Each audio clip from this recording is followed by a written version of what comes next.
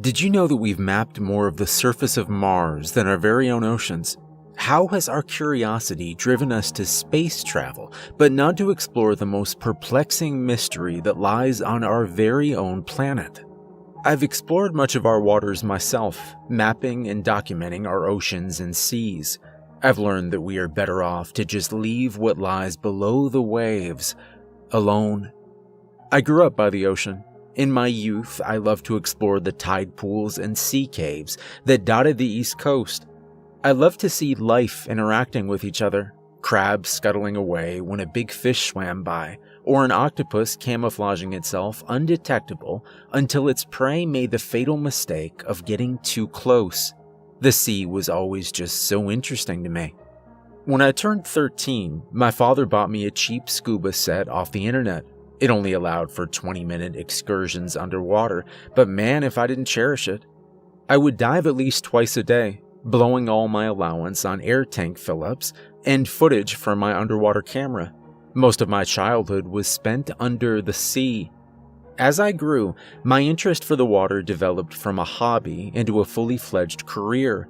I received my degree in marine biology with the highest marks in my class, and was almost immediately hired by the Poseidon Foundation. Poseidon was a great place to work. I got to travel the globe, documenting new species and reclassifying the old ones. Here, I met people who shared my passion for the waters on Earth and discovering what dwells within them. I was a model employee. My data never had mistakes and was never once late. I quickly rose through the ranks until I was the right-hand man of the CEO, Barry Henderson. He was an amazing man, with love for the oceans that even surpassed my own. The man had a twinkle, a spark of curiosity that all great explorers possessed. He was not my boss, but my friend. Barry's life goal was to chart the bottom of the Mariana Trench, the deepest pit in the world. Every time we were together, it was the same old story. "What do you think's at the bottom?" he'd ask me. "Something new," I would always retort. "One day, me and you, we're gonna go down there." Of course, an expedition to the bottom of the ocean would cost huge sums of money, which would simply bankrupt the company. But I knew Barry would be unable to rest until he got what he desired. It was a rainy afternoon. I was sitting in my office drinking a coffee and finishing up a report on a new species of starfish my team had discovered off the coast of Australia when Barry burst in. "Lucas, it's happened. My God, it's happened." "Huh?" "The department accepted my request to fund our expedition. Our expedition to the bottom of the sea." The following months were spent preparing the submarine. It had to be perfect. That far underwater would put tons of water pressure on every square inch of the hull. I could hardly contain my excitement for what lay ahead. What kind of diverse life could exist that far below the waves? Only one expedition had ever been made before ours, and it lasted less than 20 minutes. Our submarine was designed to be submerged for over 20 hours. Barry and I would be true modern-day pioneers. The Triton finished construction in less than 2 months, and by God, the thing was a tank. 40-inch thick walls left more interior space to be desired, but it was plenty of room to house just the two of us. The best flashlight money could buy was mounted on the bottom, illuminating whatever lied in front in dazzling white light. 2 robotic arms were attached to either side, giving us the ability to grab whatever was lying there to meet us and document it. We submerged on the 12th of July. The excitement that boiled inside me as we sank to the ocean completely pushed aside the nervousness that accompanied anyone facing the unknown. I could barely sit still as we sank further and farther into the murky depths. "We'll reach the bottom in less than 10 minutes, Barry exclaimed. You've not experienced true darkness until you've been to the bottom of the ocean.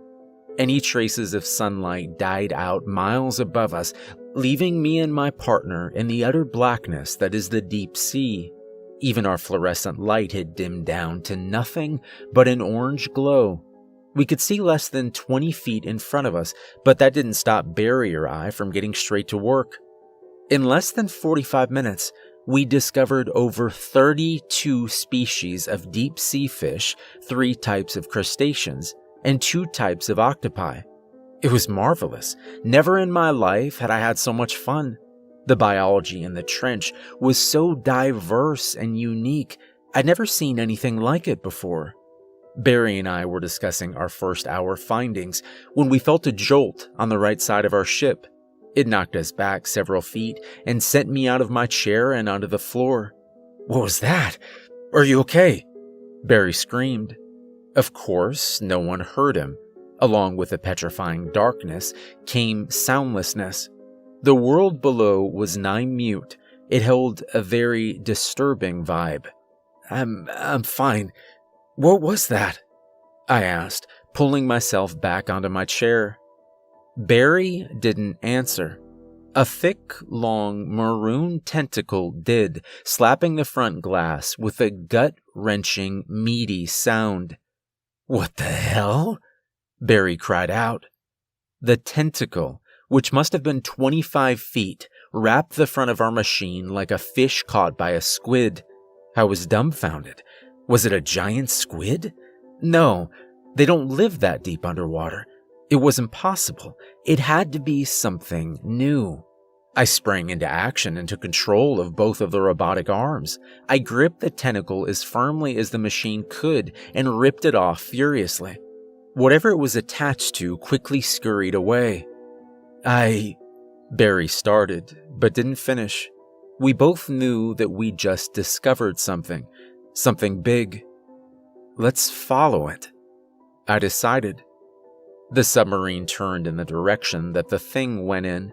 We followed a trail of half-eaten fish and overturned stones to something we both had not expected to see that deep.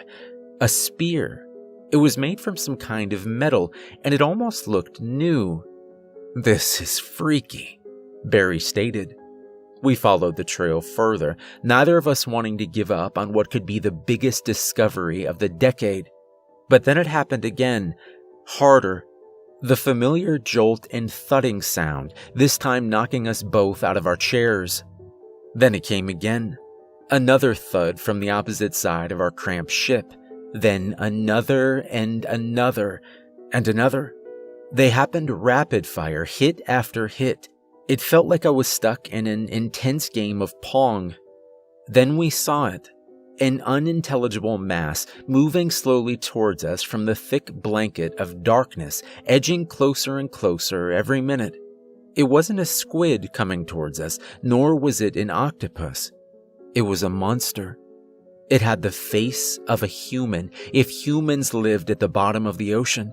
Huge, glazed, solid black eyes dominated the monster's menacing face. Gills pocketed its neck, appearing to be slashes made by a knife. Elongated arms that extended from the bony sides of the creature ended in pale, webbed hands with inch-long claws jutting out from its grotesque fingers. It had fins, too, where its hair should have been, and on its forearms. The most disturbing part of the monster was below the torso. Where its leg should have been was instead a mass of thick tentacles that wriggled and squirmed around like worms in a bucket. It clutched its spear firmly as it opened its mouth, revealing several rows of needle-like teeth. Nothing escaped its mouth except a deafening screech that could be nothing but a war call.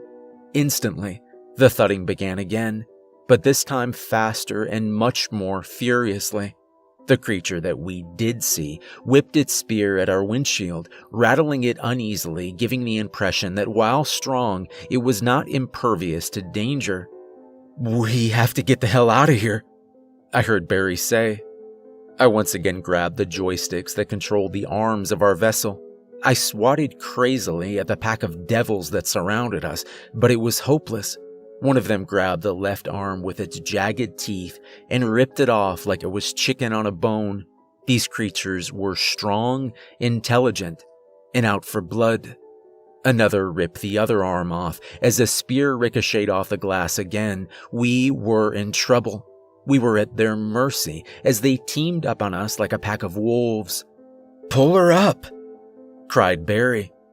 I jumped into gear. As much as I love the sea, I refused to die down there in that metallic coffin.